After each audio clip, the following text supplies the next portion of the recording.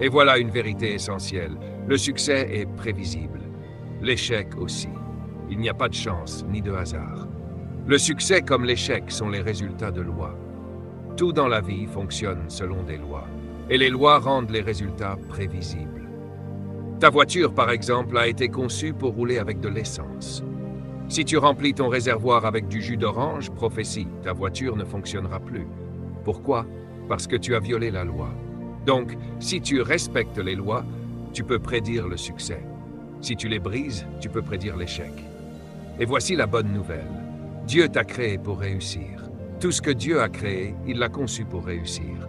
Le poisson, l'oiseau, la graine, la fourmi, l'atome, même le ver de terre. Toi aussi, tu as été créé pour réussir. Et il y a une raison profonde à cela. Ton succès protège la réputation de ton fabricant. Comme pour un produit, l'iPhone porte le nom d'Apple. Tes chaussures portent le nom de leur marque. Ton stylo porte le nom du fabricant. Parce que le produit reflète l'image, la crédibilité du créateur. Eh bien, toi aussi tu portes le nom de ton créateur. En hébreu, le mot nom signifie être, caractère, image. Le nom, ce n'est pas une étiquette, c'est l'essence même de la chose. Quand Dieu dit « je suis », il dit « je deviens ce que tu as besoin que je sois ». C'est pourquoi il s'est révélé comme Jéhovah Rapha, ta guérison, Jéhovah Jireh, ta provision, Jéhovah Shalom, ta paix. Et en Jésus, il est devenu tout ce dont tu as besoin. Et quand Dieu a fabriqué l'homme, il a dit « faisons l'homme à notre image », c'est-à-dire mettons notre caractère, notre nature, notre nom en lui.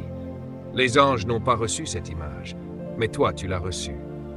Tu es le produit sur lequel Dieu a apposé sa marque, son logo, son image, son être. Voilà pourquoi ton succès glorifie Dieu. Pourquoi est-ce que Dieu t'a créé non seulement pour avoir ses caractéristiques, mais aussi pour fonctionner comme lui? Parce que Dieu ne peut pas échouer. Et Dieu dit, « Je ne peux pas me permettre que tu échoues, parce que mon nom est sur toi. » Laissez-moi vous donner une image simple. Regardez ça. J'ai ici un iPad de la compagnie Apple. Quand vous l'avez acheté, il était dans une boîte, scellée, sous plastique. Et quand vous l'avez ouverte, la première chose que vous avez vue n'était pas le produit. Non, il était recouvert d'un livret. Et sur ce livret, il est écrit « N'essayez pas de faire fonctionner ce produit avant de m'avoir lu entièrement. » Soyons honnêtes, combien d'entre vous lisent vraiment ce livret entièrement? Personne, pas même moi. Mais si vous preniez le temps d'aller vérifier, vous verriez que dans presque tous les manuels, les 2 dernières pages sont les plus importantes. La page de la garantie et celle de la garantie fabricant. C'est là que le constructeur fait une promesse. Si ce produit ne fonctionne pas comme prévu, nous le remplacerons gratuitement à nos frais. Mettez-le dans la boîte, renvoyez-le, nous paierons même les frais de port et vous recevrez un nouveau produit. Ils ne vous connaissent pas. Ne croyez pas qu'ils font ça parce qu'ils vous aiment. Non, il y a une autre raison. Pourquoi une telle fidélité envers ce produit? C'est simple, leur nom est inscrit dessus. Ils ne connaissent pas votre nom, mais ils défendent le leur. Ils sont prêts à mobiliser toute leur entreprise, à dépenser des millions juste pour protéger leur nom. C'est pourquoi ils vous disent même « n'essayez pas de le réparer vous-même. Ne laissez personne d'autre le réparer, sauf un réparateur agréé. » Pourquoi?